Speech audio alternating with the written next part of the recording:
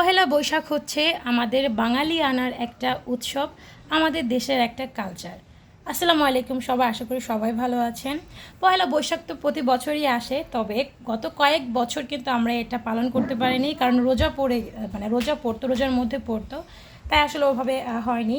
তো এবার আসলে রোজার পরেই পহেলা বৈশাখ আসছে, আর সেটা আমরা অবশ্যই উদযাপন করব, যেহেতু এটা একটা কালচার আমাদের দেশের, আমাদের নিজের কালচার, আমাদের দেশের নিজের আমাদের কালচার। যাই হোক, তো বাচ্চাদেরকে তো শেখাতেই হয় যে বৈশাখ মানে কি। বৈশাখ হচ্ছে বাংলা নববর্ষের একটা দিন, প্রথম দিন আর কি, বৈশাখ মাসের প্রথম দিন। তা আমরা সবাই সবার মতো এটা আসলে উদযাপন করি।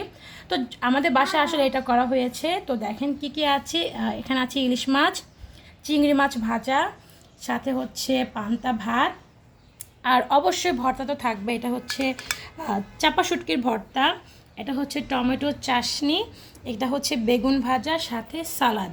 আর এটার মধ্যে আরও কিছু অ্যাড করেছে মা, সেটা হচ্ছে পোলাও, সাদা পোলাও, গরুর মাংস, আর হচ্ছে রোস্ট। এটা করার কারণ রোস্ট, গরুর মাংস, পোলাও রান্না করার কারণ হচ্ছে যেহেতু নানু আমাদের বাসায় আছে, আর ঈদের মধ্যে তো নানু আসতে পারেনি, ঈদের পরে আসছে বেড়াতে, তার জন্য তো এটা আসলে করাও যায়, এটা আসলে করাই যায় রোস্ট, পোলাও, গরুর মাংস। সাথে তো এই যে পয়লা বৈশাখের মধ্যে সে আসছে, তো এটাও অ্যাড করে দিল মা। তো সব কিছু আসলে খুবই মজা হয়েছে, দেখে বোঝা যাচ্ছে রান্নাগুলো কিন্তু খুবই ভালো হয়েছে। খাবো এটা, যদিও আমাদের, এটা কিন্তু আমরা খাবো, বড়রা, বাচ্চারা এটা খাবে না।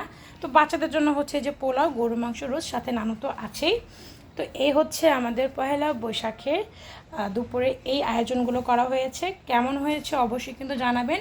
আপনারা কে কে কীভাবে পহেলা বৈশাখ উদযাপন করছে সেটাও কিন্তু একটু অবশ্যই কমেন্ট করে জানিয়ে দিবেন। তো কেমন হয়েছে রান্নাগুলো অবশ্যই কিন্তু বলবেন। আল্লাহ হাফিজ।